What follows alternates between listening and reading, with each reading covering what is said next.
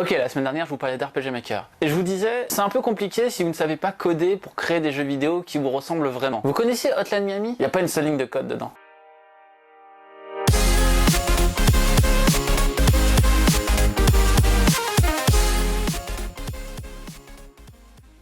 Salut à tous, c'est Léo de la chaîne TechMaker. Aujourd'hui on se retrouve pour le troisième épisode de Programme-moi un mouton, et cet épisode sera consacré à Game Maker Studio. Game Maker est un logiciel proposé par YoYo Games qui va vous permettre de créer vos jeux vidéo sans pour autant savoir coder comme pour RPG Maker, mais vous serez un petit peu plus libre de faire vos jeux. Par exemple, un jeu qui est fait sous RPG Maker, vous savez que ce jeu est fait sous RPG Maker, c'est assez simple de discerner un jeu qui est fait derrière ce moteur. Alors qu'un jeu fait sous Game Maker, c'est un petit peu plus compliqué. J'ai trois jeux qui me viennent en tête par exemple pour Game Maker qui sont assez connus. Il y a tout d'abord Hotline Miami, comme je le précisais dans mon introduction, mais il y a aussi Steel Bastard Deluxe, un jeu de plateforme assez sympathique, si vous ne connaissez pas, je vous invite à aller voir. Et enfin, un jeu qui a énormément marché en fin d'année dernière, que je pense vous connaissez, Undertale. Encore une fois, cela vous montre justement par exemple Undertale qui s'est vendu à plus d'1 million d'exemplaires, que pour faire un jeu, il ne faut pas pour autant avoir des connaissances incroyables, etc. de la programmation, mais il faut juste savoir ce que l'on veut faire. Si on sait ce que l'on veut faire, tout est possible derrière. Parce que concrètement, techniquement, c'est pas ce qu'il y a de plus compliqué. Le langage utilisé derrière est le GML, le Game Maker Language. Ce langage est un langage propriétaire, donc il va falloir beaucoup vous orienter vers la documentation pour le comprendre, mais pour autant ça reste un langage qui est assez simple à comprendre, qui est toujours à base de if, do, else, etc.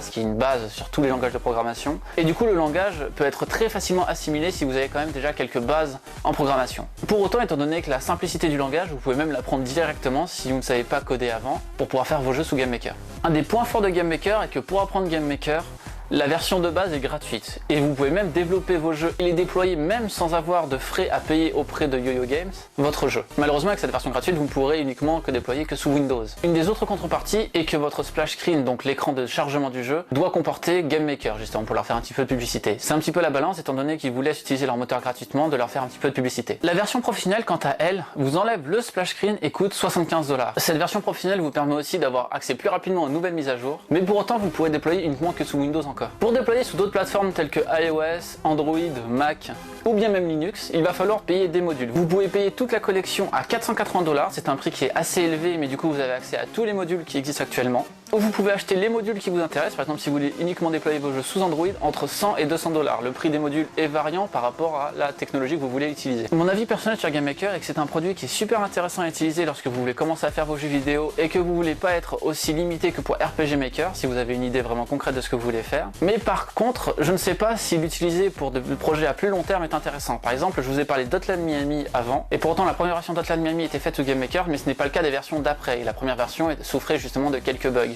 Sachez néanmoins qu'à l'époque c'était Game Maker 4 et pas Game Maker Studio, et Game Maker s'est grandement amélioré ces derniers temps, ce qui lui permet une plus grande stabilité. Voilà, c'était ma vidéo de présentation de Game Maker Studio. Si vous avez aimé, n'hésitez pas à aimer la vidéo, à me suivre sur les réseaux sociaux, et bien sûr le plus important, à partager cette dernière. C'était Léo de la chaîne TechMaker, et surtout, n'arrêtez jamais d'apprendre. Salut!